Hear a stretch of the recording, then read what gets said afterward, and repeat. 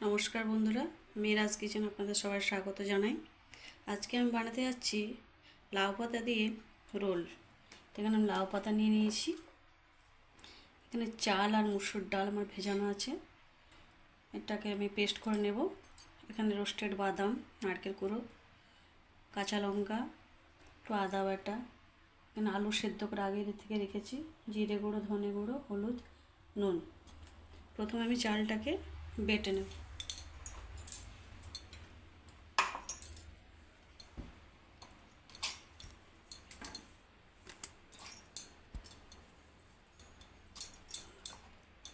আমি গ্যাসটাকে জ্বালিয়ে দেবো।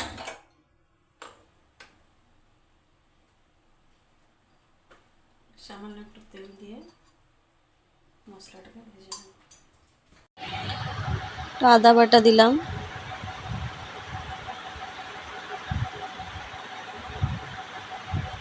লঙ্কা বাটা দিলাম,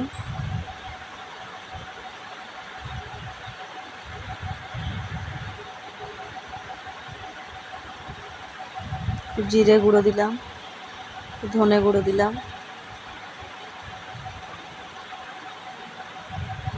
একটু হলুদ দিলাম। ভালো করে মশলাটাকে ভেজে নেব। একটু জল দিয়ে দিলাম। ভালো করে মশলাটাকে আমি আস্তে আস্তে ভেজে নেব।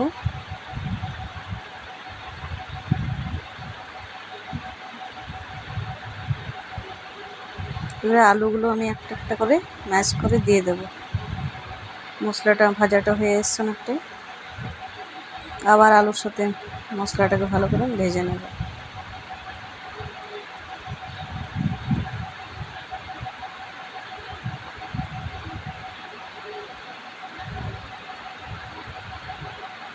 ভালো করে ভেজে নিলাম। এবার আমি রোস্টেড বাদামগুলো দিয়ে দিলাম, নারকেল কুচুন দিয়ে দিলাম, স্বাদ মতো নুন দিয়ে দিলাম। আবার ভালো করে মশলাটাকে ভেজে নিচ্ছি।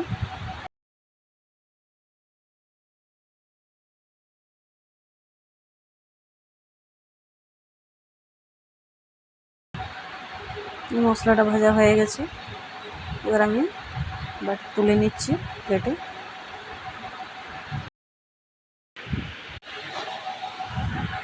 এবার আমি চাল আর মসুর ডালটা যে বেটে রেখেছিলাম, এটাতে গোলমরিচ গুঁড়ো দিয়ে দিলাম, লঙ্কা গুঁড়ো দিয়ে দিলাম, স্বাদ মতো নুন দিয়ে দিলাম। এবার ভালো করে ওটা আমি মেখে নেব। তারপরে আবার আমি কড়াইটা তেল দিয়ে দিলাম কড়াইয়ে।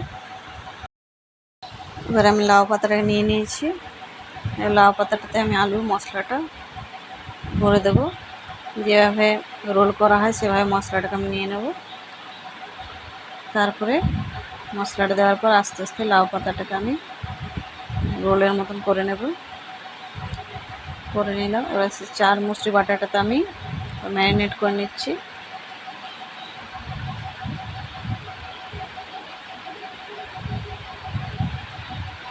তারপরে আমি ব্রেড গামে ওটাকে কোট করে নেব। কোট করার পর আমি তেলটা আমার গরম হয়ে গেছে, একে একে আমি ভেজে নেব। সবগুলো এভাবে একসাথে আমি একটা একটা করে নেব। দেখুন আমার একদিকটা ভাজা হয়ে গেছে, আর আরেকদিকটা ভেজে পরে আমি তুলে নেব।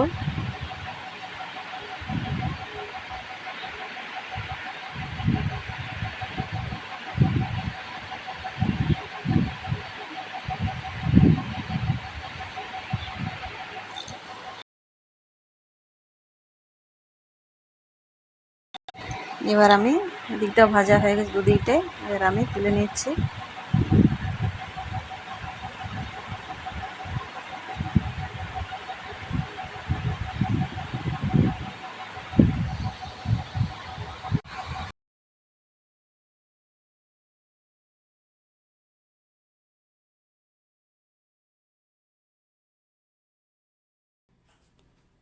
দেখুন বন্ধুরা, রোলটা আমার কি সুন্দর হয়েছে খেতে, মুচমুচে বেশ একদম।